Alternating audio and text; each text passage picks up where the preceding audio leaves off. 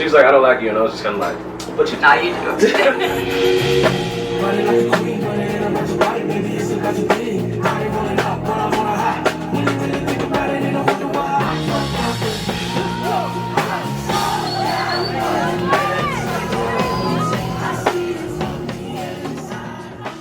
It's the Roosevelt tape inside of the tape for the Hot Javi Tour. My name is Natasha Castle. And this is B. And with us we have Xavier Omar. Yes, sir. No, we're super excited. We're big fans of the album, Moment Spent Loving You. We play it on the show every Sunday. We love Sango on his own, you on your own, and to just have you guys collaborate together. What is a standout moment working with Sango as opposed to any other producer? I don't get the opportunity to work face to face with a lot of people. I've only had the chance to do that maybe like 5 or 6 times in the past few years, really. And so the number one difference has been a lot of times those guys, they'll come in and they'll just either make the beat on the spot or they'll go through their file selection and just kind of let you do what you do, which is no problem. Sango is always really, really like a part of the concept. He'll tell you what he's feeling. I hear this melody, or he says, oh, like this is the concept that I hear for this beat in general. And so he's, not that no one else is, just no one else that I've experienced personally has been as hands-on with the creation of the song itself beyond just I made the beat. So like Deep End was completely his idea for the project. Some other songs that he had a lot of input on as well on the project. So he's really hands-on, and it's great to have that because it's easier to write a song and get on the same page when you can work like that with a producer. Now, the last project you guys had together, it's Hours, Spent Loving You versus Moments Spent Loving You. What was, I guess, the difference in changing that word, Moments versus Hours? So Hours, I think it was able to encapsulate kind of just like a singular thing, because when you think of hours in the day, typically, it's like just in that time span. So it feels like a shorter time span, which it was. It was focused on one relationship, one singular, regular relationship, and then our relationship with God as well. But Moments is, for me, I needed that much broader word because I literally wrote about different things that happened since that relationship. So that project was done being written. It didn't come out till 15, but it was done being written in 2014. So since 2014, there's a lot I can talk about like that. That's different from just the stuff that I did for myself. Our collaborations always pull out like different, I guess a different mindset for me of what to like go into and what to talk about. For sure. So Moments gave me much more room to be able to just go through those different times in my life and figure that out. And then he wanted it to continue like sort of a saga of sorts. I don't know if there'll be a third one, but Before you guys ask. I feel like, so in Moments Spent Loving You, it definitely takes the listener on like a journey of the ups and downs, I feel like, of a relationship, would you say? And it almost seems like at a point in Moments Spent Loving You, there's a turn of like a relationship. So right where you have Veins and then you go into Thief, it seems almost like 2 different relationships. Is that the case, or? So I did, like I wrote from a bunch of different just situations. I didn't even try to put a story together. And then I put the track listing together based on just how the music felt. Right. And when I looked at it, I did realize, I was like, oh, if I could tell a story from this and it wouldn't be untrue from my life. Kind of like giving my all to this person because I thought that was it. But if I was completely honest with myself, I knew I really wanted to be with someone else, but just like had to let it go because they didn't want to be with me. Yeah. And then the more you kind of feel, you start to realize, okay, this isn't all the things I thought it was. You still feel that you have those feelings for that other person. And it just like over time switches. You finally let the thing go that you didn't like, you weren't fully committed to. Right. And you start to truly chase after what you knew you wanted anyway, which was legitimately a real story in my life. Yeah. Because my now wife acted like she ain't like me at all. So we just was like the whole friends thing. Right. Yeah, man. So she was on some like, I only want to be friends, and I was like trying to respect that 100%. Cool, we'll just be friends. And when I get like all the times that I've been rejected in my life, it's always just been like, okay, cool, yeah. But this was the first time I didn't believe the person rejected me. So she was like, I don't like you, and I was just kind of like, but you do. Nah, you do. And so I just kind of fought for that over time. And when I was trying to accept it, I ended up dating somebody else for a very short period of time.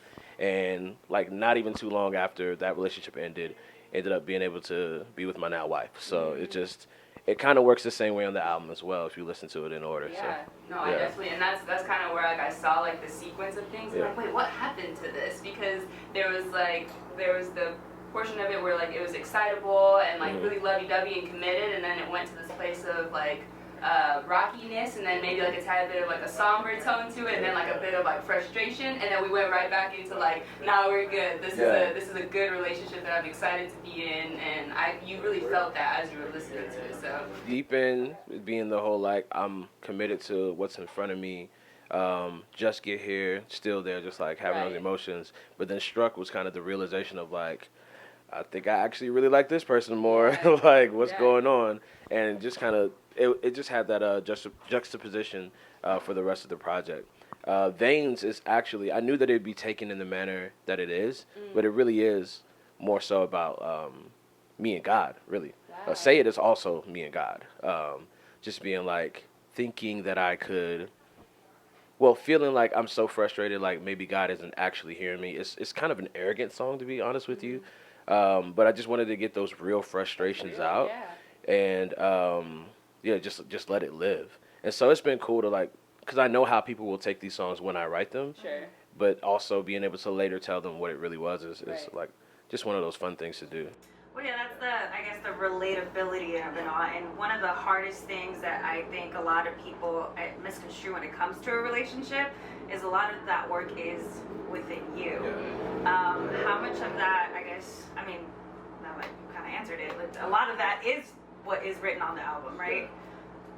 And so how would you say now, being a married man, like the impact of being married and writing and even now kind of like seeing through like the relationship that you were previously kind of like writing and going in and through, what kind of effect does that have on what you write now and what you plan to release later? I kind of have that question internally because like, dang, I get married, I don't like necessarily go through these crazy situations anymore. I don't think. Kristen is just like, there's not there's no confrontation with her, like, so she's not a grudge holder. So there's not a lot of these like super frustrating long moments or periods of time you go through. But when I began to write Say It, I thought I was writing it about her. And it was like, as I was writing it, it was more so like looking in my own heart saying, oh no, this is who you're upset with, not your wife. You're upset with God right now. And so like she's inspired good things. Some of the frustrating things that you do actually go through in relationships. Sometimes that does help to like maybe formulate different thought processes of this or that. A song that you wouldn't think she inspired, The Risk. I was literally, when we were living in Alexandria, I was sitting at the house, she was at work, and I was sitting there like, she just like flat out is just trusting I'm not doing nothing crazy right now. Like, I'm just here. I could be doing anything. Like, I could be calling somebody over, but she's just at work, just doing her thing and trusting. I was like, that's a ridiculous risk. It is. And I remember the beat that Sango has sent me that I didn't use yet and went back to it and tried to write the song. It's so beautiful. Sometimes it's little stuff that I'm just like spending time with her, being with her. It's actually enhanced. While I thought that maybe it could like be less. So it's been cool, man, and I'm excited to see what else is there. Now, I know you have deep interest in sports. I saw in an interview somewhere that if it wasn't for music, it'd be sports journalism. Wow. Is there any, I guess, inspiration that comes from some moments in sports for you? I wish. It's more so on stage. The ex-rapper and the ex-athlete comes out a lot on stage. I'm very like aggressive. I'm very physical on stage. Not so much in the music. I want it to be more because I would love for my music to be a part of like things that play in stadiums and stuff. That'd be great. Yeah. Or just in general, there's a lot of analogies, like even managers or in different areas in your life that people use. Is that anything that resonates with you?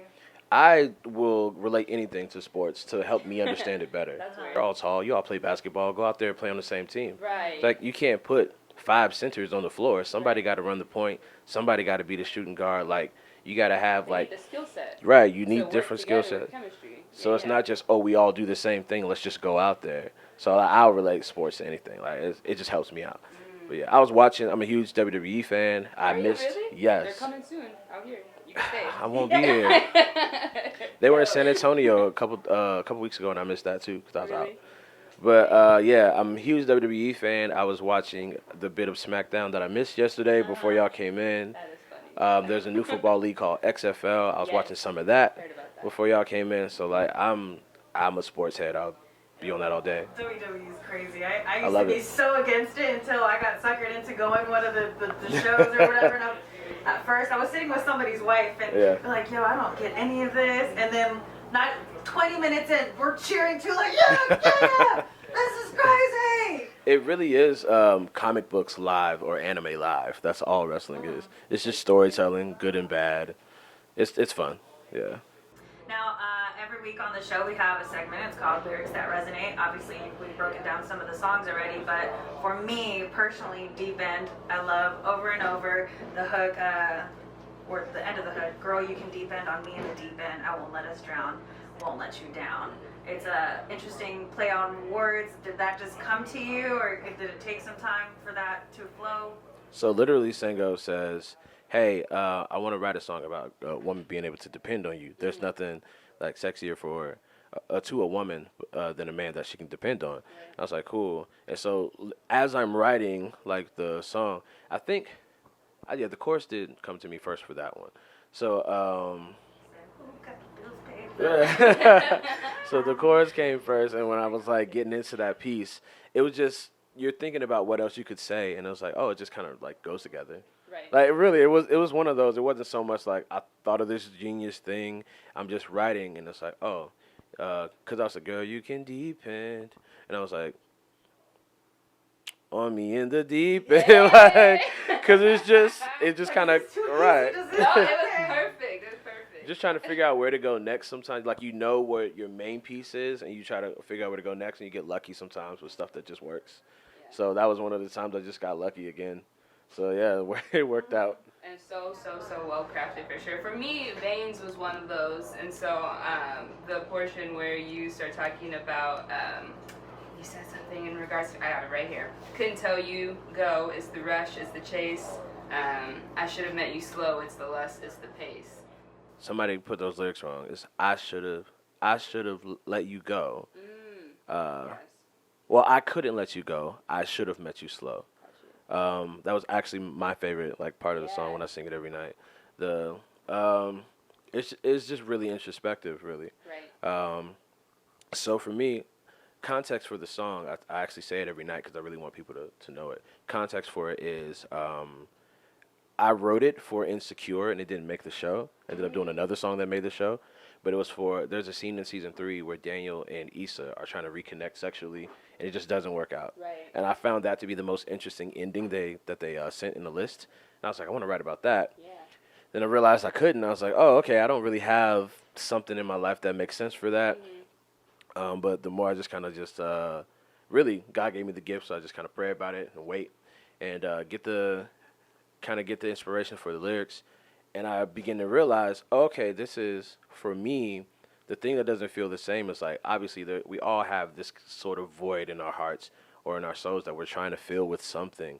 And you do whatever to just kind of fill that space.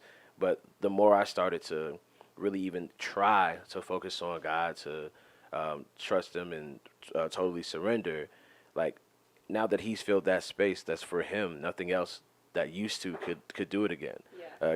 It couldn't bring that high. It couldn't bring what I thought was the happiness or the joy. Everything else that was fleeting, the space was for God, and so that's all that could fill it now.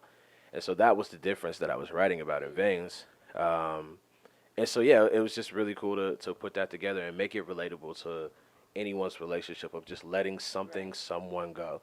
Right. I wanted people to be able to sing it to anything or about anything. Yeah. And so yeah, I'm really proud of that song. No, it's for sure. I was gonna say anything else you can tell us about Insecure? Just kidding. Oh no, that was Why are you throwing that in there? that was season 3. So yeah, that's already out. We the song with it's a song called Easy with Anna Wise that ended up being on the season 3 soundtrack. Really? Yeah. Yeah. It's funny. I love that show. Season 2, I was trying to be on it. Something happened. Season 3, they didn't take Veins, but wanted me on another song, so I got that song. And this year, I'm just gonna be a fan. Like, Right. it comes out in April. I can't wait to Right. get back on we that. play a Lion Babe song from that season 3. Oh, okay. also. Dope. Yeah, and I'm from Inglewood, so Oh, nice. or from the surrounding areas, from the greater Los Angeles area. So Nice. means That's a dope. lot. One last question, just wondering through this interview, have you serenaded your wife, sang to her? Or? I am like, she's like, she kind of makes a joke about it. I'm kind of not an artist at home. Like, I record most of my music at the house, but just sitting around, like, Just singing around. I don't Just a typically, regular guy. I don't typically sing a lot at the house on the bus. So Caleb's there. I don't typically just like break out into song much. I guess.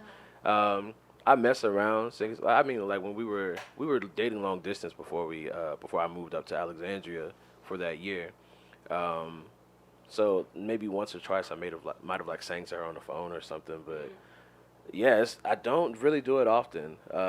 It's funny every time we see a comment about if I was dating Xavier, he'd be singing to me every night. I'm like, I wouldn't. That's Like, not the truth. I would not be doing that at all. I'm sorry. Like, I'd be playing Xbox every night. Is what I'd be doing. So, you can sit right there. But yeah, I'm not. I really don't do it much. She doesn't ask for it either. Like, she's my best friend. We're just like, we relate on so many other things that she will tell you. Like, sometimes I forget he's an artist. She can't forget now, we're on tour, but Right. but she'll say that. So yeah, it's not something that happens much. Well, we appreciate you sitting down with us. Yeah, thank you guys. We're here, Phoenix Rebel Lounge with Xavier Omar on the Roosevelt tape.